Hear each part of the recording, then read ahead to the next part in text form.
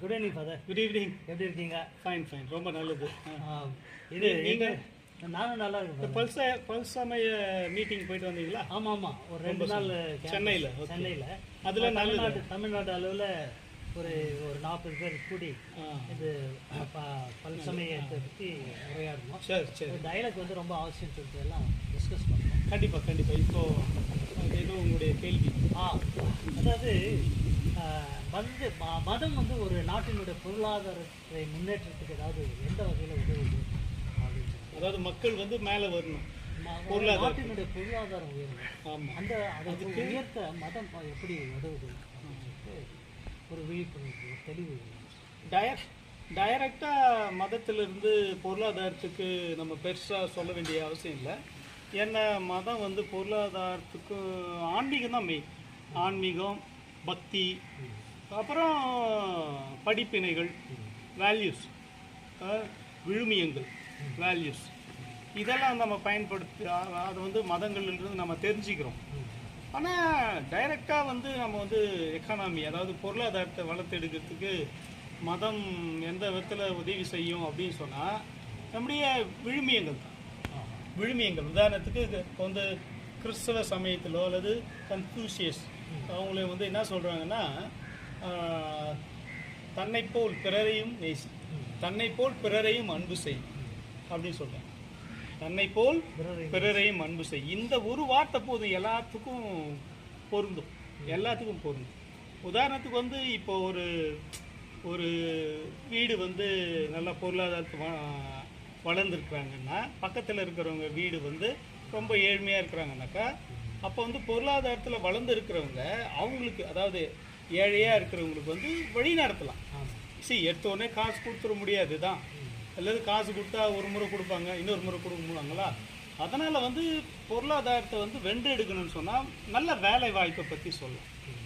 எப்படின்னாக்கா, இப்போ வந்து ஒரு சர்ச்சினுடைய தலைவர் இருக்கிறான்னு வைங்களா, அல்லது ஒரு டெம்பிள், ஒரு கோயிலினுடைய பூசாரியோ அல்லது தலைவரோ இருக்கிறாங்கனாக்கா, அவங்களும் வந்து என்ன சொல்லுவாங்கனாக்கா பக்தியை பற்றி தான் பேசுவாங்க, அல்லது கடவுளை பற்றி, பக்தியை பற்றி எடுத்துரைக்குவாங்களே தவிர பொருளாதாரத்தை ஸ்ட்ரைட்டாக யாரும் பண்ண மாட்டாங்க. ஆனால் அதாவது நல்லிணக்கம், நல்லொழுக்கம் இருந்த இடத்துல வளர்ச்சி இருக்கும் அப்படின்ற இன்டைரக்டாக வந்து மதம், அதுதான் அந்த வேல்யூஸை வச்சு. இப்போ மதம், சமயம், கோயில், சர்ச் அப்படின்றது ஒரு பக்கம் இருக்குது. இன்னொரு பக்கம் வந்து அந்த சமயத்தினுடைய மக்கள் இருக்காங்கல்ல, அவங்களாம் எங்கே இருக்கிறாங்க? வீடுகளில் இருக்காங்க. அப்போ அந்த வீடுகளில் எப்படி இருப்பாங்க? ஏழையாகவும் இருப்பாங்க, பணக்காரரும் இருப்பாங்க. அப்போ என்ன பண்ணணும்? பெரும்பாலும் இந்த அன்பியங்கள்லாம் சொல்லுவாங்க, குழுவாக ஜெபிப்பாங்க இல்லையா? அதில் வந்து பேசணும்ப்பா, இவங்களுக்கு நல்ல வேலை வாய்ப்பு இருக்குதுப்பா, அதை நீங்கள் பயன்படுத்திங்க. என் மகன் ஒரு கம்பெனி தொடங்கி இருக்கிறான், அதில் நீங்கள் பயன்படுத்திங்கன்னா உங்களுக்கு எக்ஸ்ட்ரா லாபம்லாம், உங்களுக்கு நிறையா இன்கம் நிறையா கிடைக்கும் அப்படின்லாம் சொல்லலாம். அல்லது இப்போ ஒரு ஃபாரினில் போய் வேலை செய்கிறாங்கன்னு வைங்களா, பிறருக்கு வந்து இப்போ அந்த இடத்துல வேலை வாய்ப்பு இருக்குது, இந்த நல்ல பொருளாக இங்கே வந்து இப்போ ஒரு 500 ரூபாய் கொடுக்குறேன், ஆமாம் உங்களுக்கு வந்து இவ்வளோ வருது, அங்கே போனோன்னா உங்களுக்கு நிறைய கிடைக்குன்னு பிறருக்கு எடுத்துரைக்கிறது நல்லது. என்னன்னா போட்டியாகவும் பொறாமையாகவும் நினச்சேன்னா போச்சு. யாருக்கும் நான் உதவி செய்ய வேண்டிய அவசியம் இல்லை. நான் உதவி செஞ்சேன்னா அவங்களே என்ன ஏமாத்தி போயிடுறாங்க அப்படின்னு ஒரு சிலர் நினைப்பாங்க. அது ஏன் நம்ம அப்படி நினைப்போம்? ஏமாத்திட்டு போகிறோம், அதை பற்றி நமக்கு தேவையில்லை. நம்மளால் முடிஞ்ச அளவு நாம் பிறருக்கு நன்மை செய்யும், ஆமாம், உயர்த்தி அவங்களுக்கு வழி நடத்தணும். அதான் பொருளாதாரன்றது வந்து அது மக்கள்கிட்ட தான் இருக்குது. சமய தலைவர்கள் என்ன பண்ணுவாங்க? சமய தலைவர் வந்து அவர் துட்டு வாங்குறதுலேயே குறியாக இருக்கிறாரு. இல்லை, ஒரு சிலர் வந்து என்ன சொல்லுவாங்க, அப்படியே அவர் வந்து காசு வாங்கினா கூட என்ன தெரியும் சொல்கிறோம், ஒரு சமயத்தினுடைய தலைவர் போய் அங்கங்கே போய் காசு கேட்டார்னா, இவர் காசு கேட்கறதே குறியாக இருப்பார் அப்படின்னு சொல்லுவாங்க.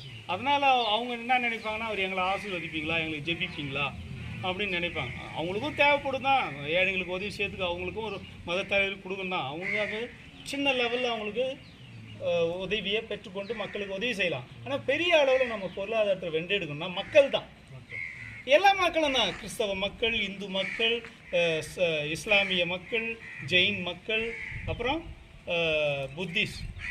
புத்திய பௌத்த மக்கள், இது மாதிரி எல்லா சமயங்களில் இருக்கிற எல்லா தலைவர்களும் சேர்ந்து தான் அட்லீஸ்ட் அந்த சமயத்தில் இருக்கிறவங்க அந்த மக்களுக்கு உதவி செஞ்சால் எவ்வளோ பெரிய விஷயம்.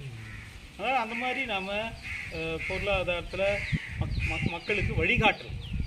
உதவி செய்கிறாங்கன்றது ஒரு பக்கம் இருந்தாலும் உதவி செய்யலாம், அது ஒரு முறை 2 முறை உதவி செய்வாங்க. ஆனால் வழிகாட்டுறது நல்லது, அது நிலையாக இருக்கும். உதவி செய்து ஒரு முறை 2 முறை, ஆனால் வழிகாட்டுறது வந்து நிலையானது. அதாவது அதுக்கான வேலைகளை நம்ம செய்யணும். That's what I want to say. நல்ல கொஸ்டின், தேங்க்யூ. அதில் உங்களுக்கு அது போதுமானதை இல்லை, இன்னொன்று ப்ராடு மைண்டடில் நம்ம பார்க்கும்போது, அதாவது ஒரு குடும்பத்தில் ஒருத்தருக்கு ஒருத்தர் அன்பு செய்து மற்றவருடைய நலனில் கவனம் பண்ணி அவங்க வாழ்ந்தாங்கன்னாவே அந்த குடும்பம் முன்னேறும் அப்படின்ற மாதிரி நம்ம வந்து, அதாவது ஒரு ஆத்தோரமாக இருக்கிற செடிங்க வந்து எப்படி செழிச்சு வளருதோ அந்த மாதிரி மதம் அப்படிங்கிற அந்த நல்லொழுக்கத்து வேல்யூஸ் அந்த ஒழுக்கத்தினுடைய இதில் சார்ந்து வாழ்கிற மக்கள் வந்து நல்ல வளர்ச்சி அப்படின்ற அந்த ஒரு சப்போர்ட், அந்த பாயிண்ட். இன்னொன்று கூட பண்ணலாம். ஒரு சிலருக்கு இது கஷ்டமாக இருக்கும், இருந்தாலும் சொல்லாமலும் இருக்க முடியாது. இப்போ வந்து 1 லட்சம் வாங்குறாங்க ஒரு மாதம், ஒரு நல்ல வளர்ந்து அல்லது நல்ல புகழ் அல்லது நல்லா படித்து ஒரு வேலை வாய்ப்புக்கு போகிறாங்க. 1 லட்சம் ஒரு நாளைக்கு வாங்குறாங்க. ஒருவேளை அந்த வீட்டில் இருக்கிற வேலை செய்கிறவங்க, ஒரு துணி துவைக்கிறவங்களோ வீட்டை க்ளீன் பண்ணுறவங்களுக்கோ நம்ம அந்த காலத்தில் 2000 ரூபாய் கொடுத்துருப்பாங்க. இந்த காலத்துலேயும் 2000 ரூபாய் தான் கொடுக்கணும்னு நம்ம நினைக்கக்கூடாது. அப்போ 15000 ரூபாய் வாங்கினாங்க, 20000 ரூபாய் வாங்கினாங்க, அப்போ 2000 ரூபாய் கொடுத்தாங்க. இப்போ 1 லட்சம் வாங்குற டைமில் நீ எவ்வளோ கொடுக்கலாம்? அட்லீஸ்ட் யூ கேன் கிவ் 6000, 10,000, 15,000 லெவலில் நீங்கள் போகலான்னு வைங்க. 15,000 கொடுப்பாங்களான்னு எனக்கு தெரியல, ஆனால் அட்லீஸ்ட் ஒரு 10,000. இன்றைக்கி 10,000 ரொம்ப பேஸ். அதனால் வீட்டுகளில் வேலை செய்கிறவங்களுக்கு கூட சின்ன சின்ன லெவலில் ஒரு கூலியை கொஞ்சம் எக்ஸ்ட்ரா கொடுக்குறது, அந்த மாதிரி நிறைய விஷயம் சொல்லலாம். பொருளாதாரம் அந்த விதத்தில் நம்ம பிறருக்கு கூலியை நம்ம வாரி கொடுக்கலாம், எடுத்து கொடுக்கலாம், அதிகமாக கொடுக்கலான்றது ஒரு நல்ல விஷயம். அப்புறம் இப்போது மதத்தை பற்றி தான் நம்ம பேசுகிறோம். மதம் எப்படி நம்ம நாட்டினுடைய பொருளாதாரத்துக்கு மதத்தினுடைய வேல்யூஸ் எப்படி எனக்கு உதவுது அப்படின்ற பற்றி நம்ம பார்த்தோம்.